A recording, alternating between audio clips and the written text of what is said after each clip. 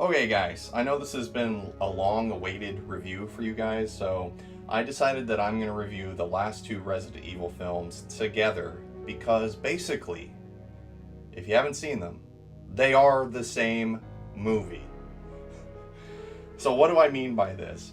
Basically, everything that you've ever come to know on the movie franchise at this point, the live-action franchise, if you spent all that time and all these years watching these movies to get to these final two films, basically everything that you've come to know just kind of goes out the window at this point.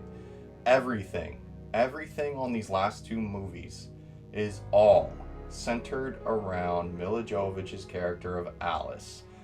Nothing else matters at this point. The zombies don't matter. The world doesn't matter. Every other character you've come to know in these movies that's somehow survived doesn't matter. It's all about Alice. It's all about the fight scenes. It's all about slow-mo. Now, I will say that Resident Evil Retribution, its opening was very, very cool. I really did enjoy the opening for Resident Evil Retribution, where it takes place on the ship right after the events of Afterlife, and it's playing all in reverse slow motion. It seemed very Resident Evil cutscene from a game to me that you would see. So I rather enjoyed it. I actually will say that Resident Evil Retribution's storyline could have been really, really interesting and cool. It reminded me of something that you'd see in Resident Evil 4 or Resident Evil 5 even though I really didn't like 5. It's something where I thought it could have had an interesting twist on the story where it takes place in the Umbrella headquarters on different levels, having it be different parts of the world and having to survive these different parts of the world with different viruses from the zombies that Umbrella had incorporated into them that they developed over all this lifespan of years that they've been around. So T-virus zombies, the biohazards with the T-virus and G-virus, then moving on to Las Plagas and so on. But it executes it so poorly that you just are watching and being like, well, that would have been a cool idea, but what the fuck is going on here? And I think the biggest sin of this movie is I think the biggest sin through this movie is there are characters that are main staple characters of Resident Evil that were just sprinkled in as if they were just kind of like side-off characters thrown in for fan service, like Leon Kennedy and Barry fucking Burton. I didn't even know Barry Burton was supposed to be the Barry Burton character until almost near the end of the movie. It's not really established that it's Barry Burton. It's just some dude with a jacket on until he takes it off and he's wearing Barry Burton's clothes. I was like, wait a minute. Is that supposed to be Barry? And then they say his name and I'm like, holy shit, where the fuck has Barry been for the last 7 or 8 movies now? Barry Burton is one of my favorite characters from the franchise that only got to be in one game if you don't count the Game Boy game that he's in. Oh, Barry! That was too close. You were almost a Jill sandwich. You're right. Thank you, Barry. Yeah. I thought the actor who played Barry Burton was pretty badass, actually. I thought he portrayed Barry Burton really well. While I was confused that they killed off Barry Burton, I thought it was a really cool death for him, and it was something that, if you know the character, it would have been a way he would have wanted to go out.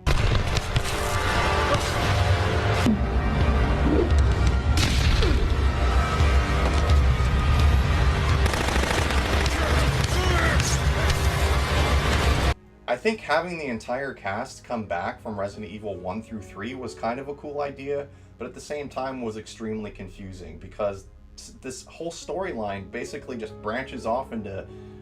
Umbrella has like a clone of everyone who's ever worked for them or just everyone in the entire world, I guess, that they've ever done an experiment on.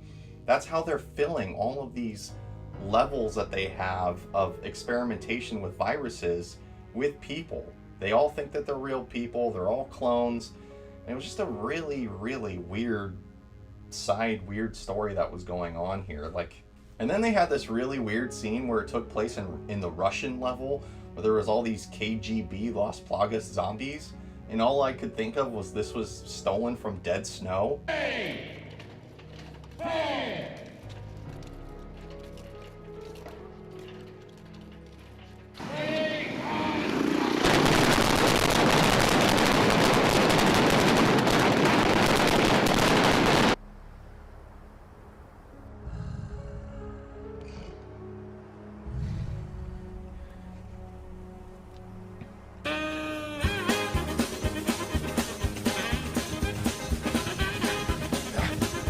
I'm gonna tell you there's not much of a plot line in this movie, except for getting Alice out of Umbrella headquarters. That's really it. It just so happens to be that Umbrella's headquarters is gigantic and has all these different levels of places of the world and millions of clones and zombies and biohazards in it. So at the end of the movie, this is what confused me, is Albert Wesker is still alive, helps Alice escape, and says he needs her help in order to take down Umbrella, or so he claims. They get out, and the ending scene of the movie shows Leon and Chris and not Barry, Barry's dead, and all these other characters that were in this movie, Jill Valentine, and they're at the White House defending it from like billions of zombies. It looks like there's like a tiny square yard that they're defending the White House from just hordes and hordes and hordes of zombies. It looks like something from World War Z.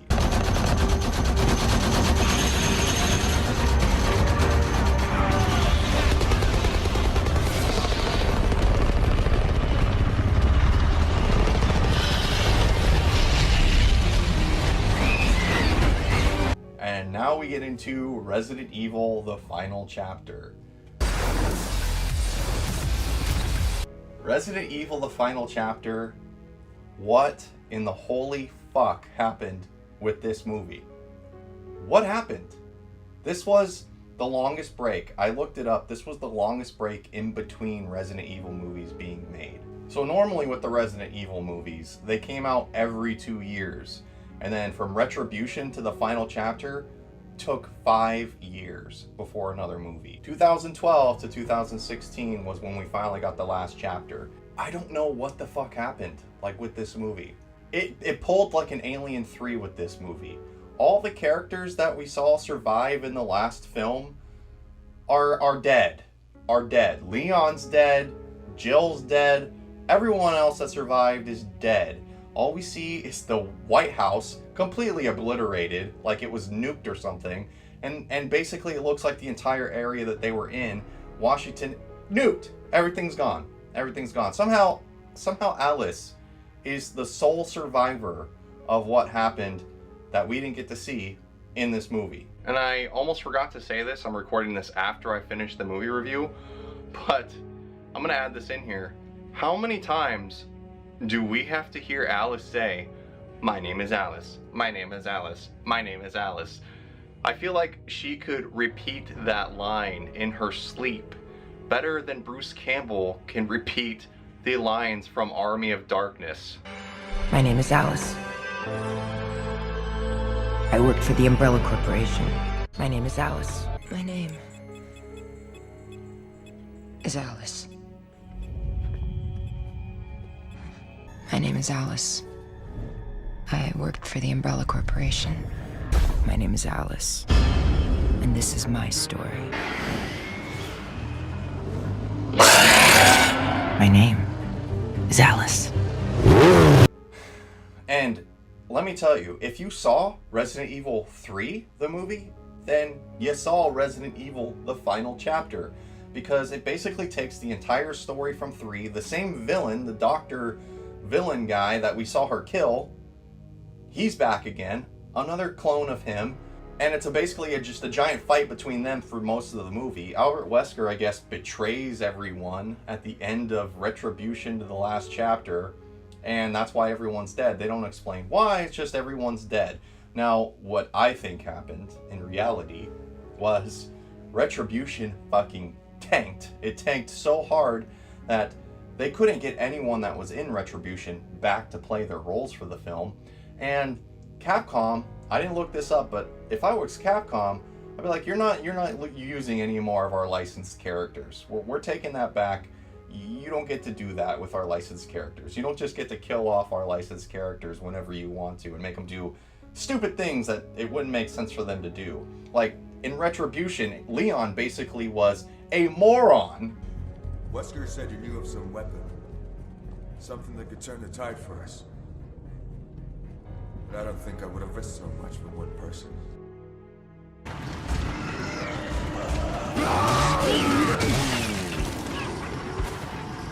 So the plot twist of Resident Evil The Last Chapter was that the Alice that we've seen all the way from the beginning to now has really been a clone all this time, and that's why she has all these crazy unexplained powers. Well, not really unexplained, it was the T-virus in her. And Albert Wesker is basically protecting the CEOs and all of the head people that work in Umbrella, who are all cryogenically frozen underground waiting for the apocalypse to be over. And the big explanation, the big reveal was, why did the world end? Well, because Umbrella staged it that way to end, because they were afraid that we were going to destroy ourselves and they wouldn't have any way to make money anymore. Basically, is that the Umbrella Company wanted to destroy the world on its own terms instead of the world just being destroyed and they get nothing. That's something I could believe. I could believe that with the Umbrella Company. But the way that they go about it and the way that they explain it was just so boneheadedly stupid. It just, you could see right through it. You could see right through it that it was a fucking tacked on thing that they wrote just because they were making this last movie in the most rushed way possible to try to get asses in seats for this movie. It's obviously clear that they skimped upon a lot of things because of the plot holes in the movie, the blatant just stupidness of the entire film. It literally is the dumbest one. Granted, all the ones past Resident Evil 3 aren't great, but this is by far the worst out of all of them. If that wasn't bad enough, that they had skimped upon and made this movie so bad, to make matters even worse, the stunt double for Milia Jovevich's character, Olivia Jackson, she lost her fucking arm during the production of this movie. Back now with that ABC News exclusive, a stunt woman who suffered a career-ending injury after an accident on the set of Resident Evil. Well, she is now telling her story as she sues the film's producers. Amy's here with that for us. Good morning, Amy. Hey, Robin. Good morning to you. The Resident Evil franchise has grossed over $1 billion globally. And this morning, a stunt double from the film says the company placed profits over safety and that she paid the ultimate price. She's performed in some of the biggest blockbusters of the decade, like Guardians of the Galaxy Volume 1, doubled for Rosie Huntington-Whiteley in Mad Max Fury Road, and this is her, flying through the air with Thor and Captain America in Avengers Age of Ultron. You can't save them all. But this morning, stunt performer Olivia Jackson is speaking out exclusively to ABC News, suing Resident Evil producers after she lost an arm in what she describes as a haphazardly planned stunt gone terribly wrong. It's something you always hear happening to someone else, and then you think, oh dear, that's horrible, but you never think it's going to be you. Jackson was doubling for Milia Jovevhich's character in Resident Evil The Final Chapter when she says she suffered a horrific on-set injury. According to the lawsuit, Jackson was scheduled to shoot a fight scene in September of 2015, but at the last minute, producers switched to a dangerous and technically complex motorcycle scene, which involved her speeding toward a camera.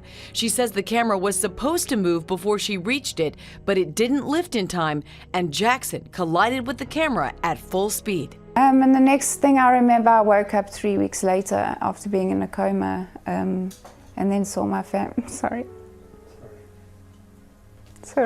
Jackson was in a coma for 17 days, her left arm amputated, and she suffered numerous other injuries, including spinal fractures and brain bleeds. When I came out of the coma, I wasn't exactly sure of all my injuries. It is a terrible story that was very, very slimily hidden by the media and Hollywood. It was very much swept under the rug.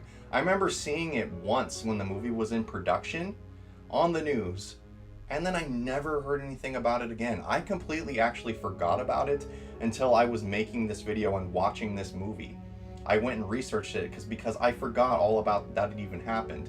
Not only that, but I found out in my research that this case had just been settled this year. 2016 to now, it was just settled not that long ago. She had to fight the production and the movie studios in Hollywood in order to get her surgeries fucking all paid for, because the movie studio lied to her about the insurances that they held. In her lawsuit, Jackson alleges that before she signed onto the film, the movie's producers misled her into believing that their insurance would cover any potential injuries sustained on the job. She says that after the accident, they promised to provide full financial support of all medical expenses, but later reneged and only paid a small fraction. If I knew that there was limited insurance or no insurance, I would definitely not have taken the job.